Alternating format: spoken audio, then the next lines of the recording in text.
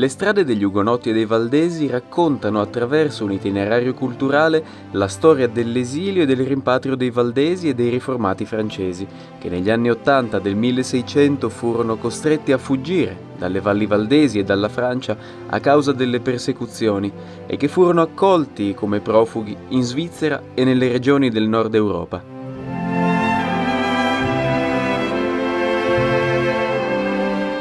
Nel 1689 i Valdesi ritornarono alle valli, riconquistando il diritto a viverci e mantenendo la propria confessione religiosa.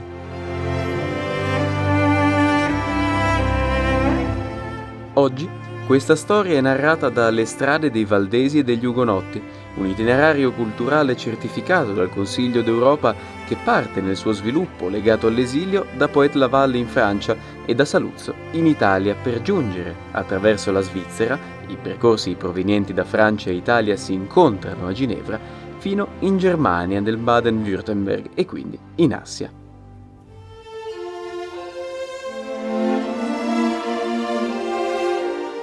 Per la parte legata invece al glorioso rimpatrio, l'itinerario da Ginevra, dopo aver attraversato diverse vallate alpine, arriva a Bobbio Pellice, luogo che è anche punto di partenza del percorso dei rastrellamenti e della prigionia dei Valdesi del 1686, eventi che precedettero l'esilio e il rimpatrio.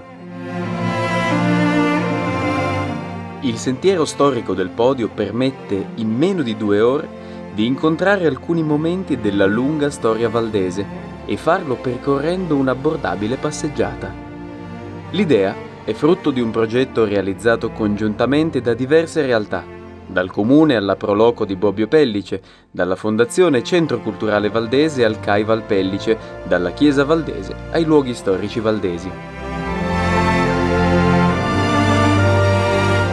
Si tratta di un itinerario che guida chi lo percorre alla scoperta di luoghi che furono testimoni di fatti importanti per i valdesi, ma che si inserivano in dinamiche europee, come le guerre di religione che attraversarono la Francia nel 1500 o gli scontri tra la Francia di Luigi XIV e le potenze protestanti europee del 1600. Fatti che costrinsero i valdesi a una strenua lotta per la propria esistenza.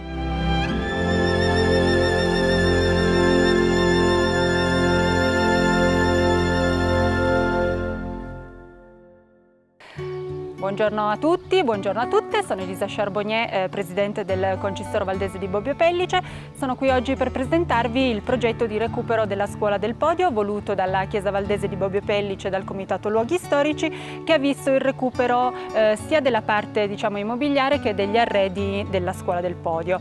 Recupero pensato per appunto promuovere l'anniversario del Patto del Podio e anche per promuovere insieme al Comune, al CAI e al Centro Culturale Valdese un piccolo progetto di valorizzazione sia del sentiero per arrivare alla scuola che della scuola che del monumento di Sibaut.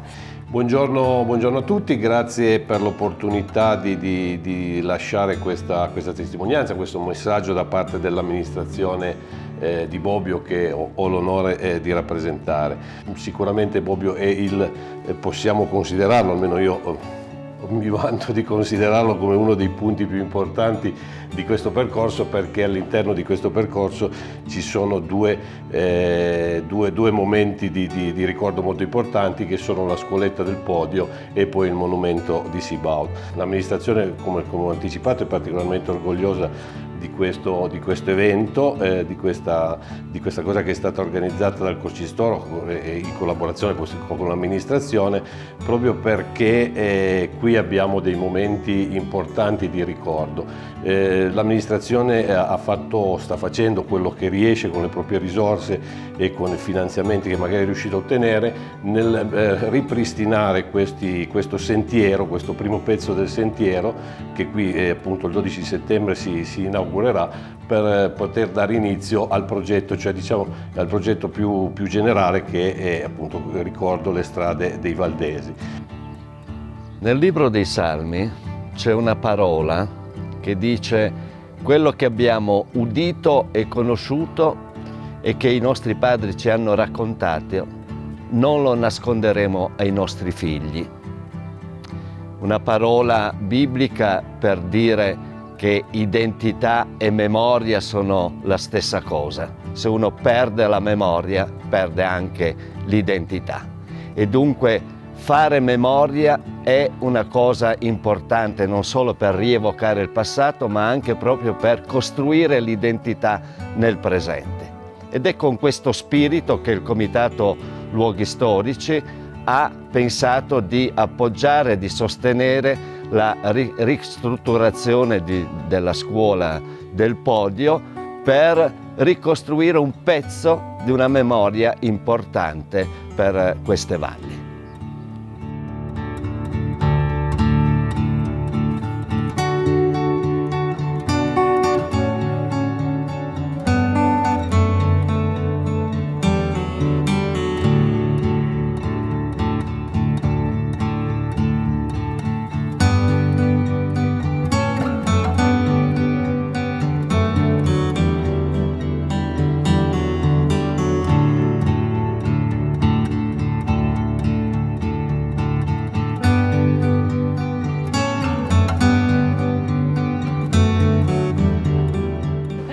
Alcuni mesi or sono, nell'autunno scorso, il Comune ha partecipato molto volentieri all'iniziativa della Chiesa Valdese di Bobbio Pellice, che appunto ha coinvolto il Comune di Bobbio nel progetto Sentieri Storici e dove eravamo appunto già partner per la realizzazione di questo progetto.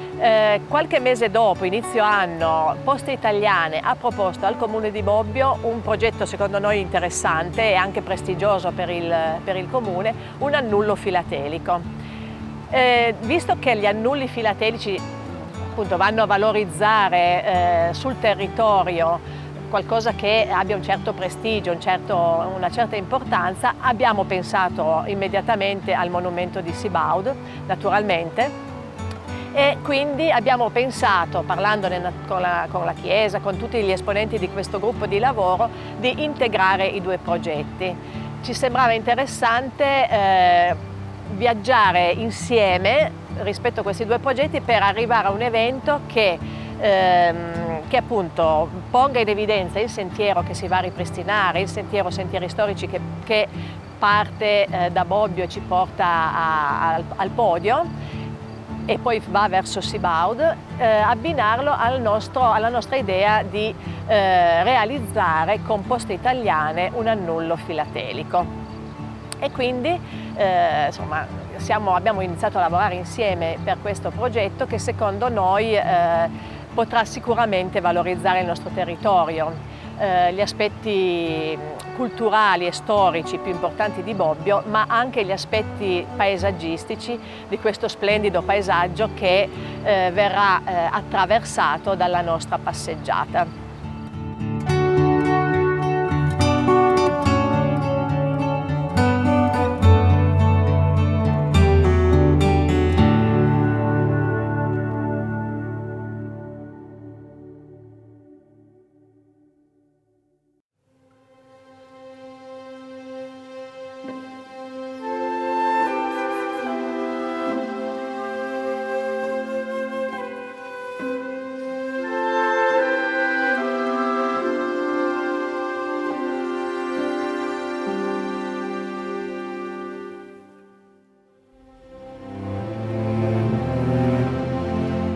Alexis Muston, figlio primogenito di Madeleine Jaillet e di Georges Muston, pastore valdese di Bobbio, nasce a Torre nel 1810 nella casa dei genitori materni, come si usava una volta. Trascorre a Bobbio l'infanzia e la sua adolescenza, abitando nel presbiterio della Chiesa Valdese. Compie gli studi superiori a Losanna e poi presso la Facoltà Protestante di Teologia a Strasburgo. Numerosi i suoi viaggi in mezza Europa per ricerche storiche e per interessi scientifici. Alexis Muston è infatti uomo di lettere, storico, poeta, botanico, entomologo, naturalista, medico e omeopata, disegnatore. È autore, nella sua produzione storiografica e letteraria, del testo del Giuro di Sibaud.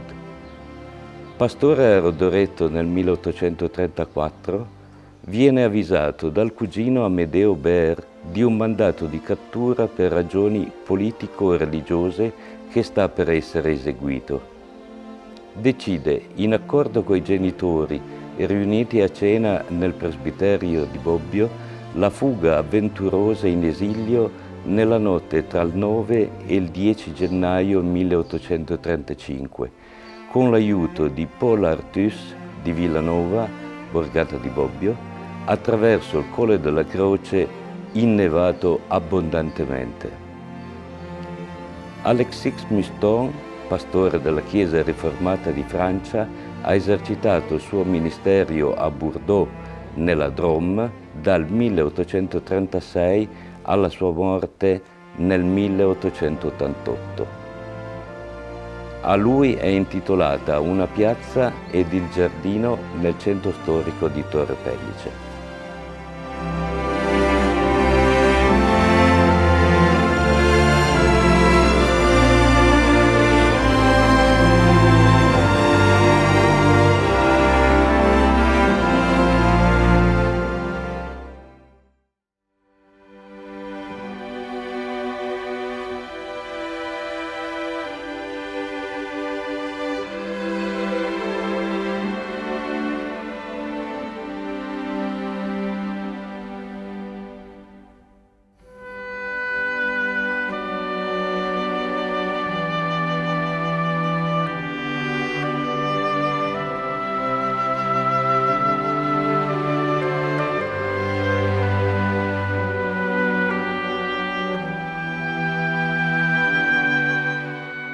Buongiorno, il tempio alle mie spalle, il tempio valdese di Bobbio Pellice, è stato costruito in un periodo che non conosciamo perfettamente, ma che va tra il 1704 e il 1708.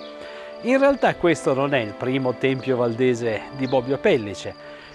I valdesi erano presenti in questa valle fin da molti secoli prima e noi sappiamo che nel 1500 i valdesi celebravano i loro culti nella Chiesa cattolica. Le chiese a quell'epoca erano di proprietà del comune e dato che la stragrande maggioranza degli abitanti del paese erano valdesi, di fatto loro utilizzavano l'edificio pubblico per i loro culti. La storia dei valdesi purtroppo però è una storia di grandi persecuzioni, di grandi drammi e uno degli eventi più disastrosi, più sanguinosi e catastrofici si svolge verso la fine del 1600 quando i duchi di Savoia e il re di Francia costringono i valdesi all'esilio in Svizzera e poi con la prospettiva, che fortunatamente non è accaduta, di trasferirsi fino alla Germania, e in quegli anni tutti i templi valdesi vengono distrutti, meno il tempio di Prali che si trova dall'altra parte di queste montagne, che venne trasformato in una chiesa cattolica. Al ritorno con il glorioso rimpatrio nel 1689 i valdesi ricostruirono il tempio e questo che noi vediamo dietro di me è l'esito di quell'impegno. Però mantennero il campanile e questo spiega la singolare situazione. La posizione del campanile è singolare perché, come vedete, è molto distante dal tempio e si trova sopra una roccia. Possiamo quindi immaginare che l'edificio precedente, quello distrutto durante le persecuzioni, non fosse in questa posizione, ma fosse più vicino al campanile e forse fosse parallelo al campanile, non perpendicolare come quello di oggi. Attorno a questo campanile noi possiamo trovare due gustosi aneddoti. Il primo è quello che vi invito ad osservare. Voi vedrete che c'è un orologio analogico, peraltro perfettamente funzionante, che però ha una curiosità, ha un'unica lancetta. Segna anche i minuti, anche se bisogna prestare un po' di attenzione per capire esattamente che minuti sono. In realtà ci sono molti orologi antichi da campanile che sono fatti in questo modo, cioè con una sola lancetta. Non è una cosa specifica, però è interessante come testimonianza di una cultura diversa dalla nostra, la cultura in cui non c'è l'ansia di spaccare il secondo, ma basta il colpo d'occhio per vedere grosso modo che ore sono. Era sufficiente per la cultura contadina di questo paese. L'altra curiosità, che sicuramente è una leggenda, ma è una bella leggenda, è che il campanile è costruito su una roccia. Questo ci rimanda da una parte a una parola di Gesù che ci ricorda l'importanza della casa sulla roccia, ma ci ricorda anche una storia secondo la quale i valdesi non potevano costruire un campanile più alto dei cattolici. La Chiesa cattolica si trova dall'altra parte del paese e allora dice la leggenda che i valdesi costruirono il campanile più basso rispetto ai cattolici, ma su una roccia, e quindi di fatto più alto di quello cattolico. Potremmo dire una versione bobbiese dell'antico adagio contadino, scarpe grosse e cervello fino.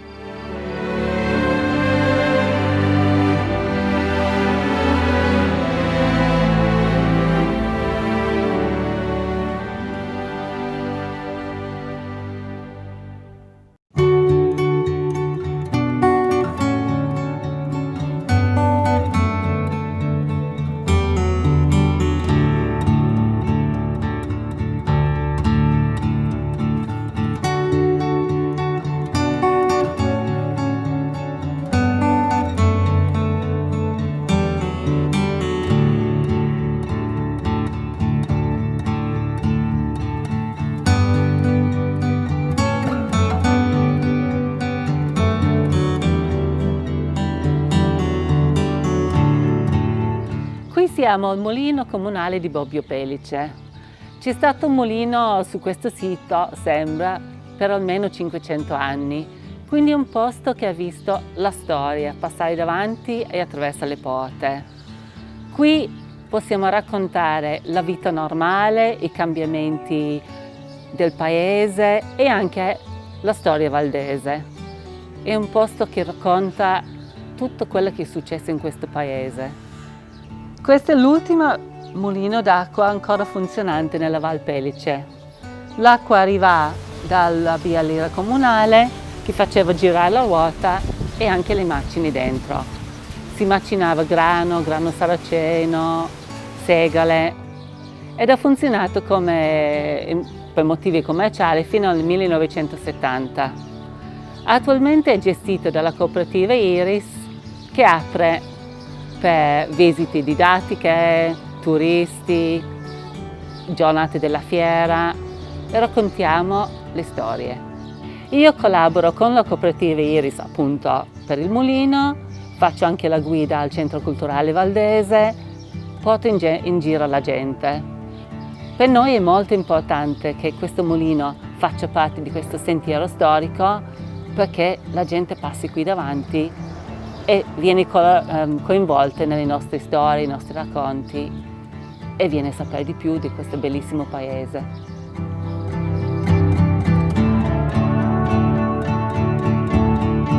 Il Sentiero Storico del Podio è un percorso che prende le mosse dal 1561, in realtà da qualche anno prima, con le prime tappe che mostrano il tempio e il presbiterio valdese di Bobbio Pellice e arriva nel suo dipanarsi a incrociare l'itinerario del glorioso rimpatrio, che dopo 350 chilometri giunge a Bobbio Pellice da Ginevra.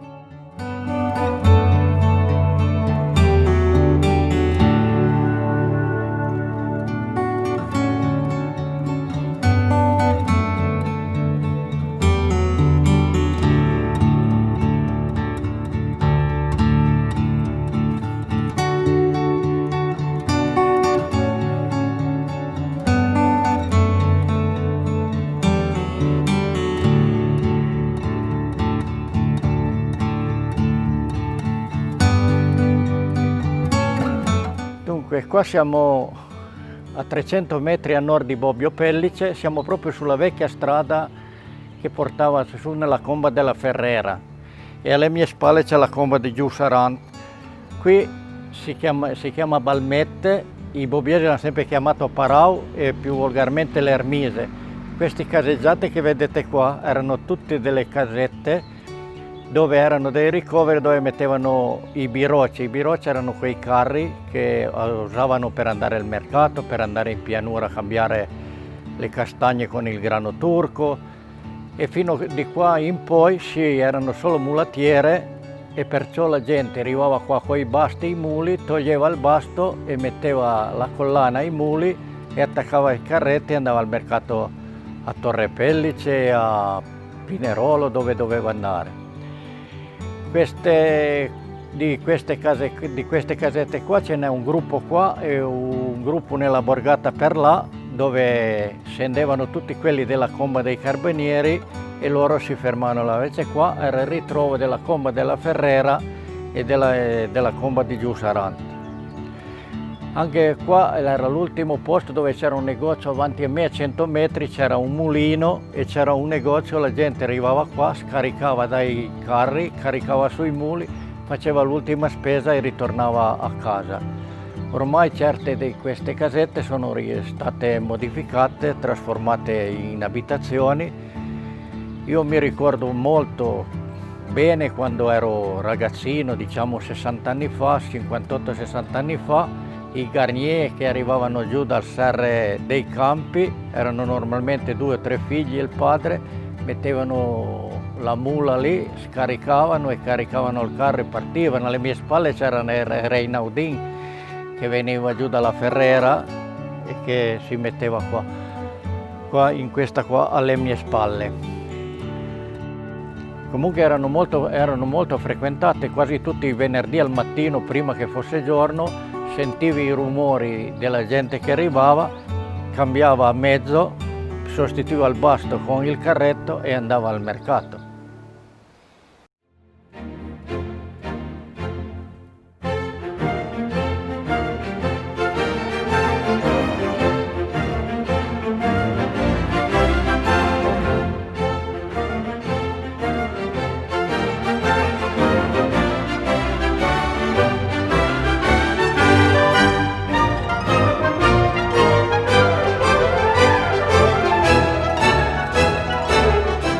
Il percorso arriva quindi alla borgata Podio, luogo simbolo della storia valdese, ma anche europea, in cui nel 1561 i membri della Chiesa Valdese della Val Pellice e della Val Germanasca, ma anche quelli dell'allora francese Val Chisone e del Delfinato, si unirono in un patto di unione per portare avanti le proprie convinzioni in termini di fede di fronte all'esercito del duca di Savoia che voleva imporre la conversione al cattolicesimo.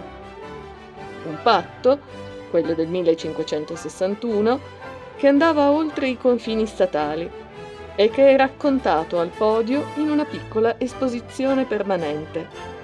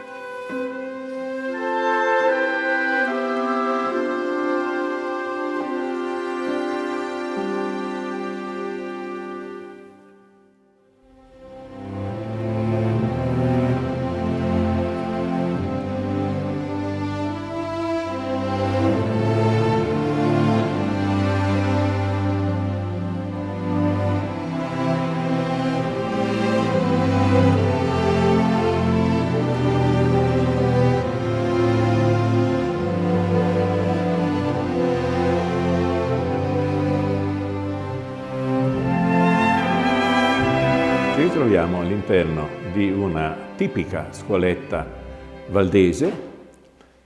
Queste scuolette hanno tutte quante la caratteristica di essere state edificate nel corso del 1800, sono state, possiamo dire, progettate da un colonnello inglese che aveva perso la sua gamba nella battaglia di Waterloo contro Napoleone, il quale aveva delle capacità tecniche notevoli, per cui tutte queste scuole si presentano molto bene per la loro esposizione. Hanno delle ampie finestre che per l'epoca erano una cosa straordinaria che non usava abitualmente, che permette alla luce di penetrare e quindi agli alunni di poter lavorare tranquillamente.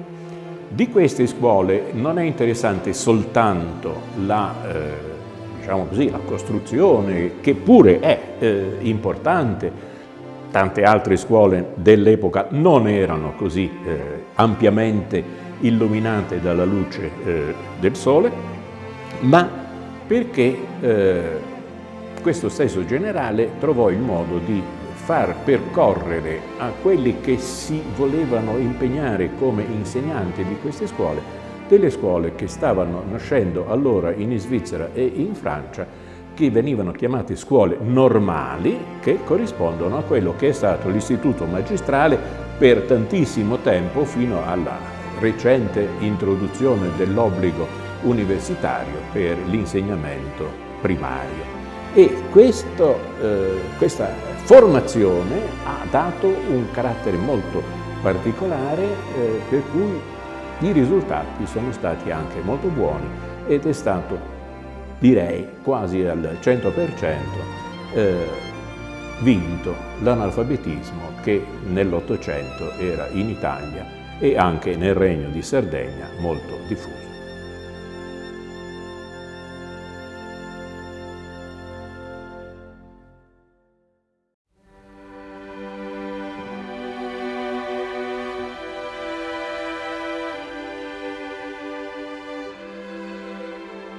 Ci troviamo nella borgata del Podio, sopra Bobbio Pellice. Due parole sul nome.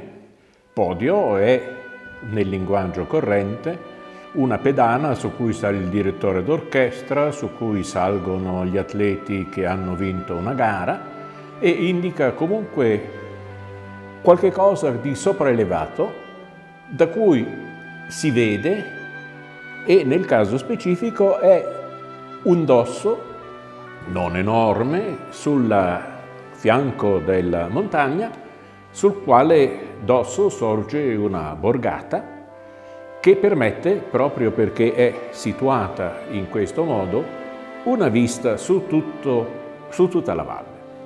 Gli avvenimenti che ci interessano in modo particolare sono legati alla storia della popolazione di questo paese e in generale della Val Pellice e della Val Germanasca che sta qui dietro, ed è interessante perché il Podio è esattamente situato sulla strada che collega l'Alta Val Pellice con la Val Germanasca, passando attraverso il colle Giuliano.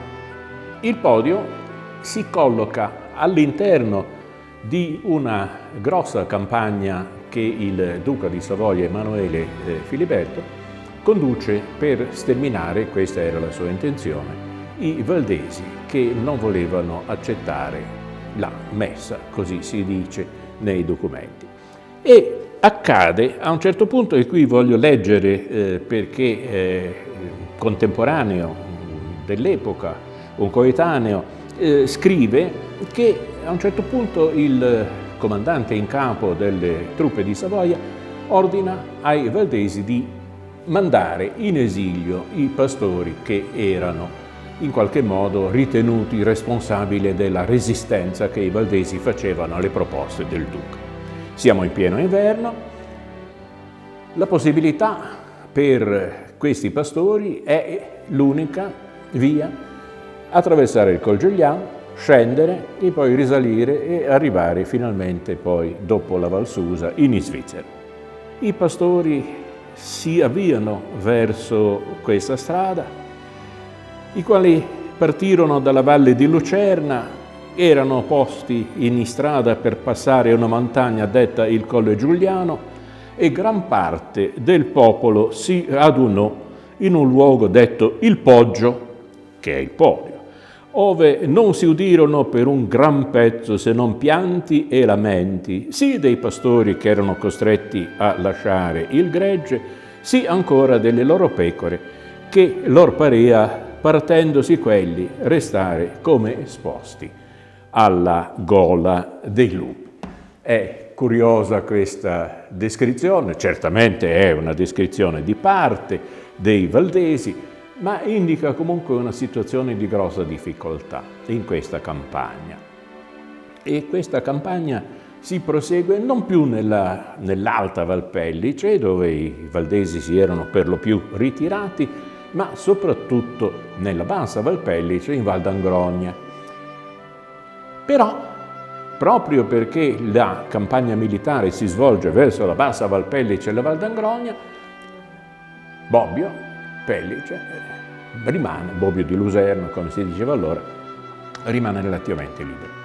Ed è qui che si ritrovano poi nel mese di gennaio del 1561 i valdesi che ricevono, richiesta da loro, una delegazione di 2 pastori, forse c'erano anche, quasi certamente, c'erano anche delle genti armate che li avevano accompagnati, che provenivano dalla Val Chisone, dall'Alta Val Chisone, che abitualmente si chiamava Pragelato, che era allora sotto il dominio del re di Francia, faceva parte del Delfinato. Questi pastore e il seguito dicono: abbiamo ricevuto il vostro messaggio e sentiamo di partecipare pienamente alla vostra difficoltà e quindi siamo disposti a sentire come voi la necessità e l'urgenza di resistere a un tiranno che si manifesta malvagio. Attenzione però, il problema non è di resistere al sovrano che si manifesta malvagio, ma è di resistere agli istigatori del sovrano che si manifesta malvagio, cioè alla potenza papale. Bisogna ricordare, per dovere di cronaca, che in quel periodo il Ducato di Savoia si trova stretto tra 2 estreme grosse potenze che sono la Francia e la Spagna. Il duca Emanuele Filiberto ha combattuto con la Spagna nelle Fiandre e si è conquistato una grande gloria di testa di ferro, così viene soprannominato, e il ducato è piccolino e trova che l'unica possibilità di resistere è l'appoggio della corte papale. Questo gli permette in qualche modo di barcamenarsi tra le 2 grosse potenze che occupano una parte dei territori del ducato stesso e poi tutto il milanese da parte della Spagna. E quindi si capisce anche che sia costretto a queste prove di forza.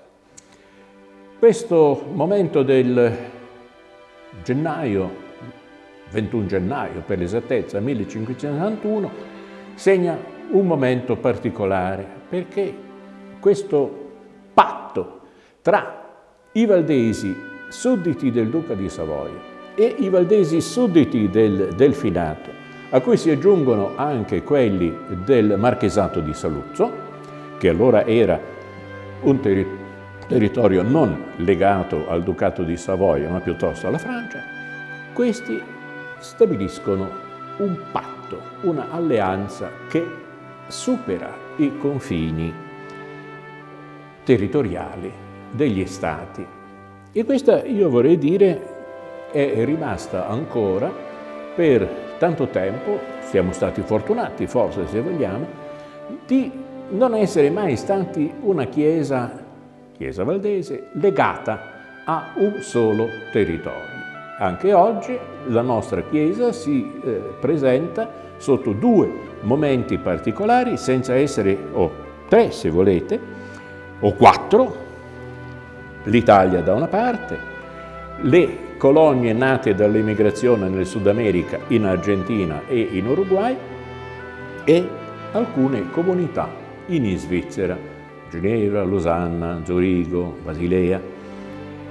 Questo strano modo di essere caratterizza in qualche modo la Chiesa valdese, che è unita al di là delle differenze e delle distanze territoriali, il che ha permesso più di una volta di poter dire agli stati e ai governi, quando hanno preteso, come in qualche modo era successo ai tempi del Ducato di Savoia del 1500, quando hanno preteso delle obbedienze che andassero al di là di quello che si riteneva fosse consentito, di resistere e di dire: noi non possiamo, perché non siamo solo italiani, perché non siamo solo argentini, perché non siamo solo uruguaiani, eccetera. Ecco, questo io credo che sia una cosa che ancora oggi è interessante per tutti noi.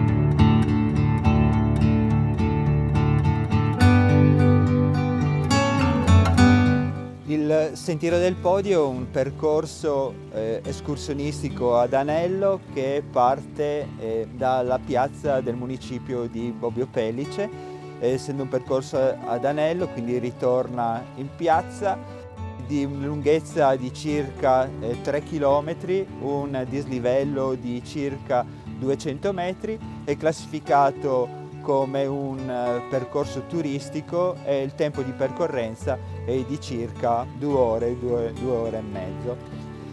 È un percorso escursionistico a carattere locale, di tipo storico-culturale, e anche collegato con un sistema di sentieri con valenza anche internazionale, con i sentieri dei Valdesi, dove sono compresi anche i sentieri dell'esilio e del glorioso rimpatrio.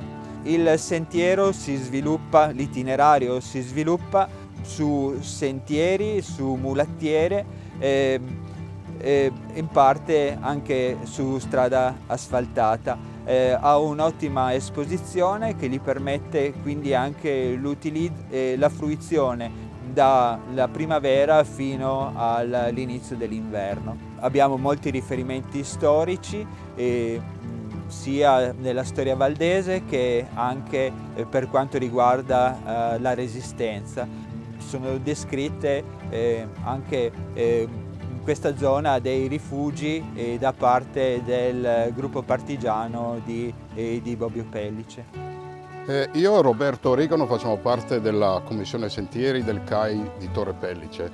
Tra i compiti istituzionali del CAI c'è proprio la manutenzione e la valorizzazione e la segnaletica di tutta la rete sentieristica nazionale.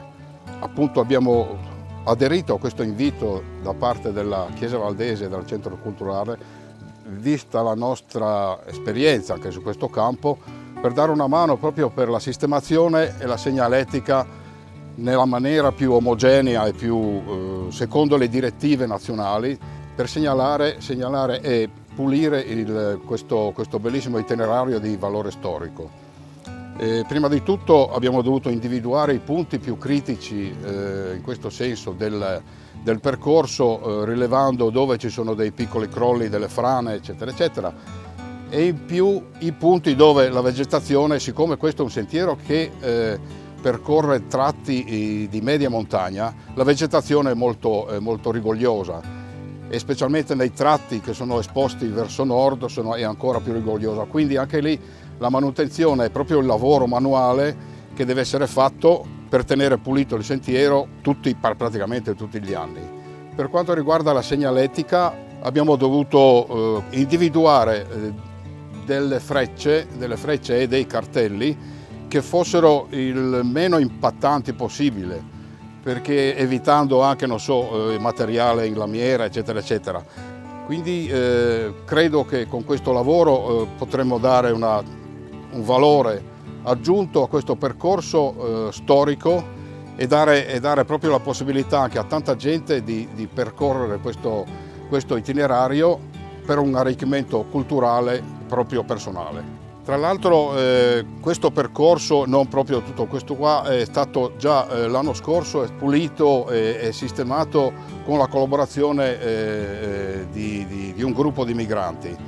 Come sezione abbiamo acquistato tutta una serie di materiali e di attrezzature per permettere proprio a tanti di loro, assieme a noi chiaramente, di poter lavorare e dare un contributo anche alla manutenzione di questi sentieri. L'itinerario incrocia il glorioso rimpatrio nella borgata Pausotte e poi lo segue fino a Sibaud.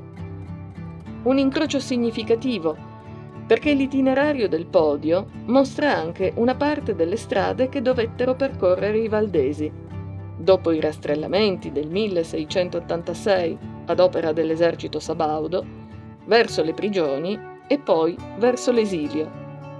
Un percorso che per i sopravvissuti si concluse solo 3 anni dopo con il glorioso rimpatrio.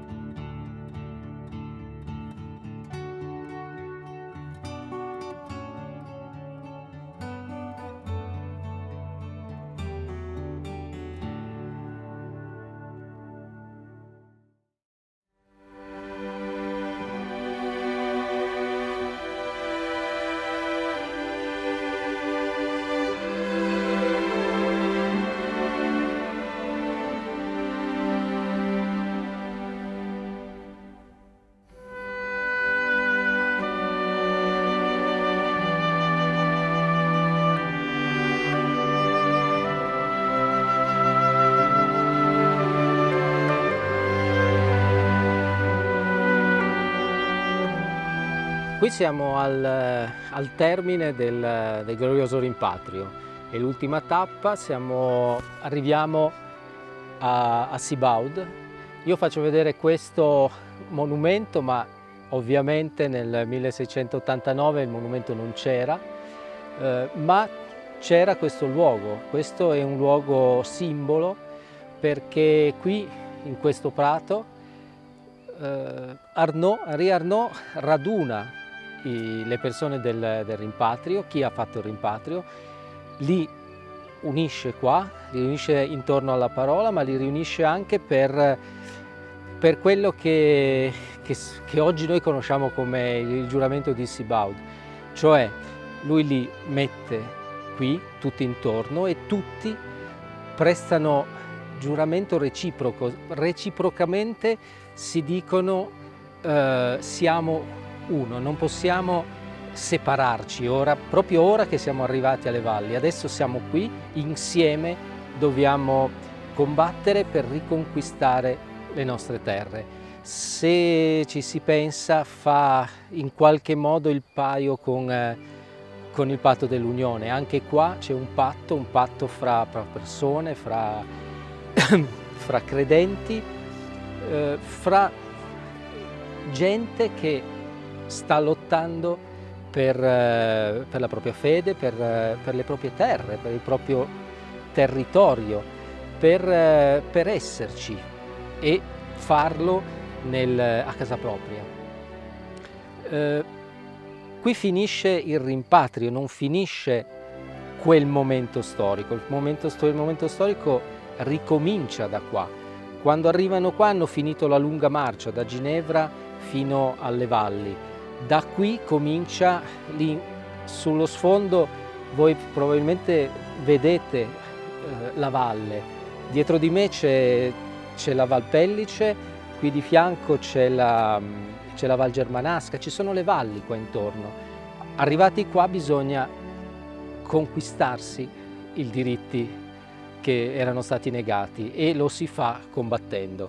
Da qui comincia un nuovo momento storico, o meglio continua quello del rimpatrio fino ad arrivare al momento della Valsiglia. Si ritornerà in Val Germanasca, si ritornerà alla Valsiglia, si sarà assediati alla Valsiglia, siamo quasi un anno dopo questo momento, e poi da lì ricomincia la possibilità di vivere alle valli valdesi. Qui, come dicevo, siamo alla fine di un percorso, quello da Ginevra alle valli valdesi dei rimpatriandi nel 1689, ma qui passa anche l'itinerario del Podio, cioè un itinerario che ci porta attraverso Bobbio, attraverso una serie di luoghi storici, compreso Sibaud, dove ci sono svolti alcuni fatti importanti. Il patto del Podio l'abbiamo già visto, ma in queste borgate ci sono anche stati gli atti di rastrellamento, che poi ha condotto alla prigionia e poi all'esilio e poi al rimpatrio. In qualche modo queste storie si incrociano lì in fondo, da lì si torna e si arriva a Bobbio Pellice, in paese, ma questo luogo diventa un simbolo in qualche modo di tante storie che nell'arco di alcuni anni hanno interessato tutto il territorio qui intorno a noi e tutte le valli, e in qualche modo ci raccontano una realtà che era di 330 anni fa, di 400 anni fa, e ce la fa rivivere oggi a noi che la ripercorriamo in tranquillità rispetto a un tempo.